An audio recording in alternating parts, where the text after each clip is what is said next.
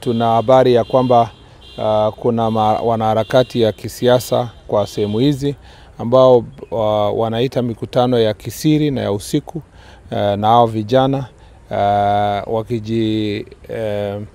wakitudanganya kwamba walikuwa wanajaribu kusaidia.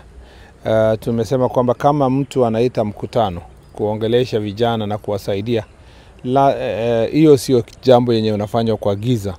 Na aswa ukipata na kwamba baada ya mikutano kama haya watu wanaporwa na visa vya uhalifu unaongezeka, itamaanisha ya kwamba tunashuku wanaharakati kama hawa.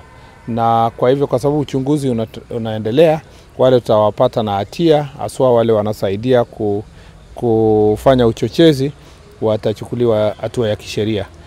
Mbali na haya, nataka ni hakikishia wananchi wa sehemu hii ya Kwale na taifa nzima ya kwamba tuko na uwezo ya kudhibiti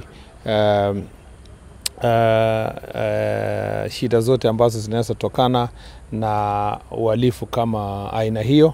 Na kwa siku ambazo ziko za usoni, mtaona baada ya mikutano yetu na kukubaliana jinsi gani tutafanya kazi pamoja, tutapatia our chiefs na askari wetu marching orders, na utaona wengi wao watashughulikiwa. Lakini shida kubwa pia tuko nayo ni kwamba wale ambao wanashikwa wanapelekwa kotini, wanaachiliwa kwa hata bila dhamana yoyote, wanaambiwa tu wameachiliwa bure.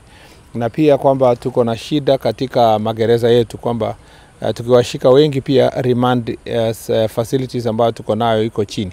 Na nimekuja hapa ndio niangalie mambo haya na tuone ni jinsi gani tutahakikisha kwamba tumefanya kazi pamoja na idara ya mahakama na pia idara ya kwa wizara yetu, idara ya magereza, kuhakikisha wale ambao wanachukuliwa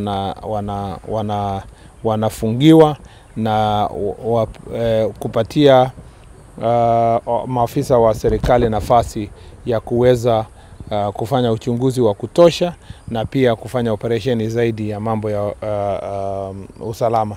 Bila ushirikiano hiyo itakuwa ni mchezo wa paka na panya, na itakuwa kwamba watu watakuwa wanashikwa, wakiondoka wanajihisi kwamba kwa sababu wamepitia kotini sasa wao ni mababe, hakuna kitu tutawafanyia.